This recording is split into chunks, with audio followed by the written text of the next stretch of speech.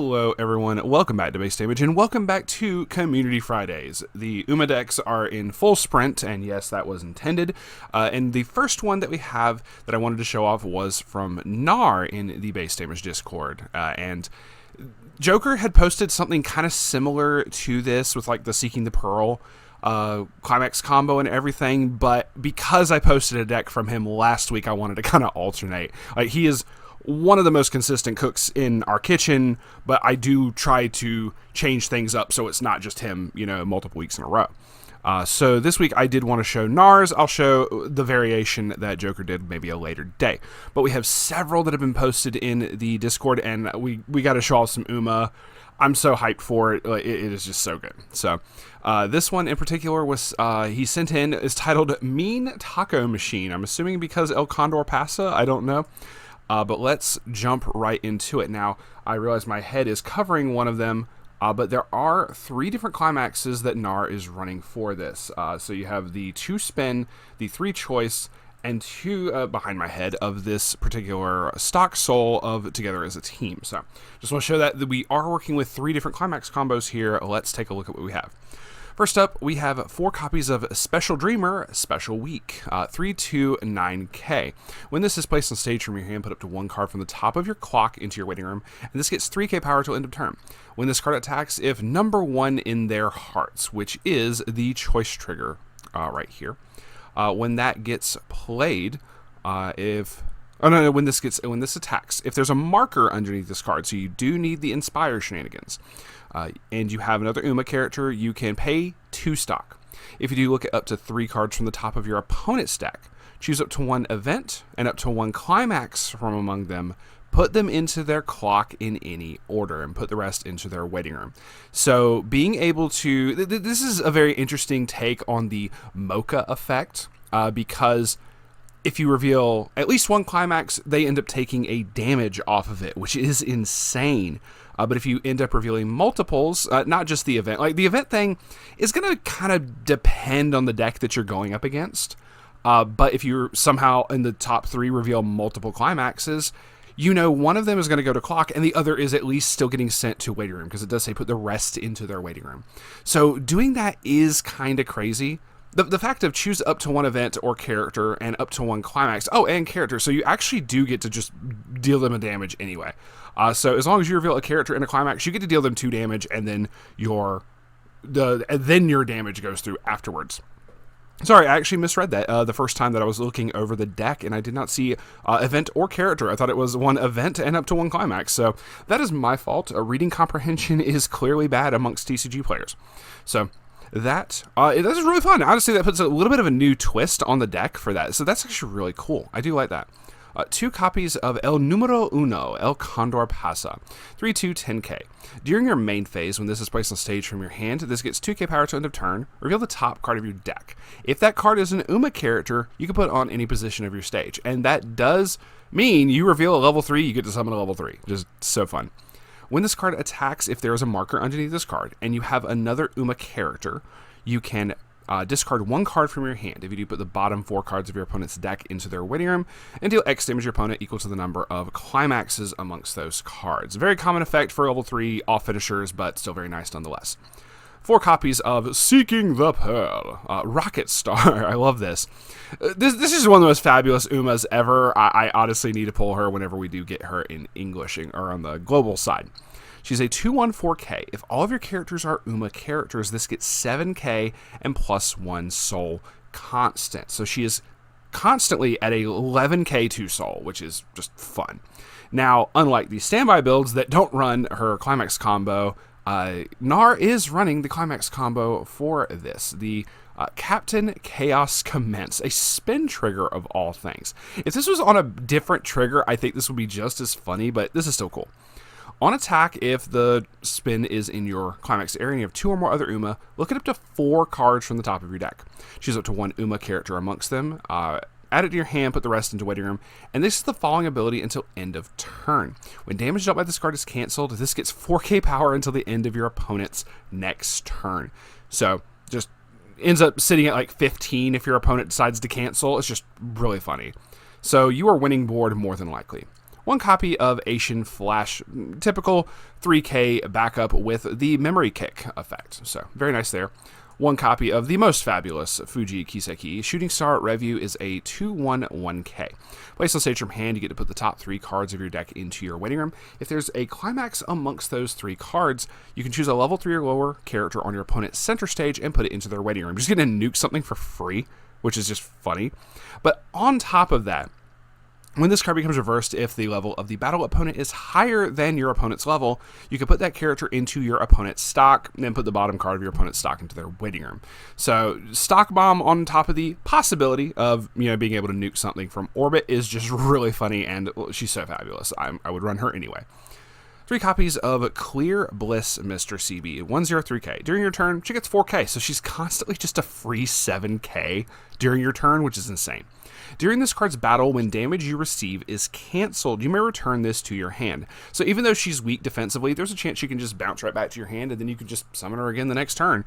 Or maybe summon something in her place and use her for discard fodder, whatever you prefer. 4 copies of a 102K North American Phantom Bird, El Condor Paso.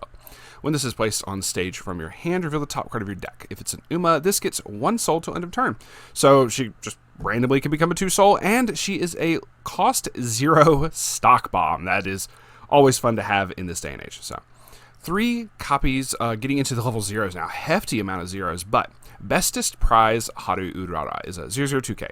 She is a climax swapper from waiting room, so pay 1, pitch a climax to salvage back 1, as well as a climax combo of Together as a Team, which is the stock soul that I showed you earlier. When the stock soul gets played, if you have 2 or more other Uma, put the top 3 cards of your deck into your waiting room. This is not optional. And choose up to 1 level X or lower Uma character in waiting room added to hand. X is equal to the number of Umas sent to the waiting room by this effect. So if you mill 3, you get to add back a level 3 or lower character, just so on and so forth. Really nice there. 3 copies of Hot Rod Maruzinski, 0015. At the beginning of your opponent's attack phase, if all of your characters are Uma, you may put the top card of your deck into your waiting room. If that card is a level 2 or lower, which is just so easy to hit, this gets the following ability to end of turn. When she gets frontaled, you can return her to your hand. On top of, she does have the inspiration, it is renamed as Inspire over here in English.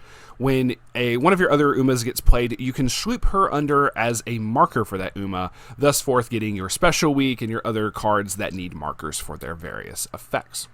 4 copies of City Girl in the Making, Yukino Bijen, 0015.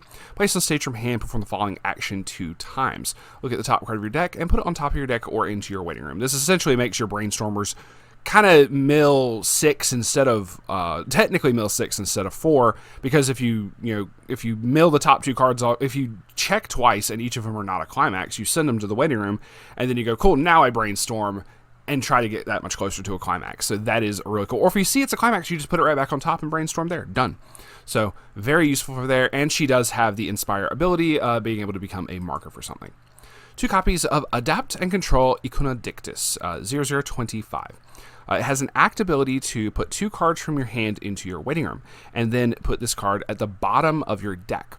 Choose an Uma character with a level equal to or lower than your level in your waiting room, and put it in the stage position that this card was in.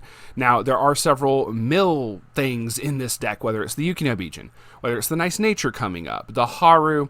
You have several mill targets, so as soon as you see something like, oh, I really want this Seeking the Pearl, or I want this Special Week, or something, being able to summon like that is really crazy. But also, you can just, where it says you have to discard 2 cards to summon something anyway from the waiting room, you could just summon the target, one of the cards that you discarded. So you just have to have a viable target. So 1 copy of Daring to Dream Nice Nature, 002K. When a climax gets placed, you can pay 1 to look at the top 4 cards of your deck, choose an Uma character amongst them, add it to your hand. Also has the effect of at the beginning of your opponent's attack phase, you can mill 1 card from the top of your deck.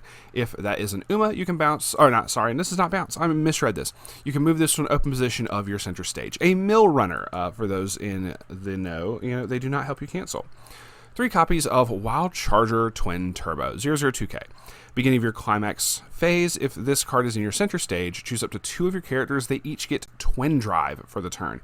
Now, the Twin Drive that happens from this, after the second card is triggered and the damage is performed, you put the top card of your stock into the waiting room. So you don't gain 2 stock for free, but you do you do still do the twin drive, and then the top card gets sent. So maybe if the second card that you hit was a climax, after performing the climax effect or calculating the damage or whatever, you then mill the climax off. So if that's the second card, if it's the first one, it's still stuck in the stock. That's whatever. 3 copies of that. 3 copies of the Sakura Chiyono O Brainstormer. This is a 001K, has hexproof, just inherently can't be chosen by your opponent's effects, has the inspiration effect, and the brainstorm is pay 1, rest this card. Mill 4 for each climax, you get to choose 1 character in your waiting room and return it to your hand. So being able to salvage is very nice. 4 copies of Tracing Director Yayoi Akikawa. This is the event that is just so fun, but it is also not Michelle stickers. So it is a 2/0 yellow event. If your memory has 2 or less cards, put this card into your memory. So, 1, you can't do the Michelle sticker shenanigans anyway. But being able to toss these into memory, then later on, you can use an act ability. Depending on how many copies of this get sent, you get to do various effects. You can send 1 copy of it to salvage back a character, or you can send 2 copies of this to deal 2 damage to your opponent, or you can send 3 copies of this from your memory to deal 3 damage to your opponent and give a character 3k till end of turn. So, very nice there. Once again, the climaxes are 3 copies of the Special Week, 2 copies of the, I was about to say Special Week again, and I'm like, that ain't right, the Seeking the Pearl, and then 3 copies of the Haru Climax. And that is going to be it for us today. So big thank you to Knarr for sharing this in the Base Damage Discord. More Uma decks down the pipeline, believe me. Oh my goodness. I'm loving all the builds that people are sharing, don't get me wrong. But we're going to be sick of Uma by the time, 2-3 months from now. I have so much coming down the pipeline. It's going to be like Hololive for me, basically. At this point, I'm just going to be trying to cook with it so much.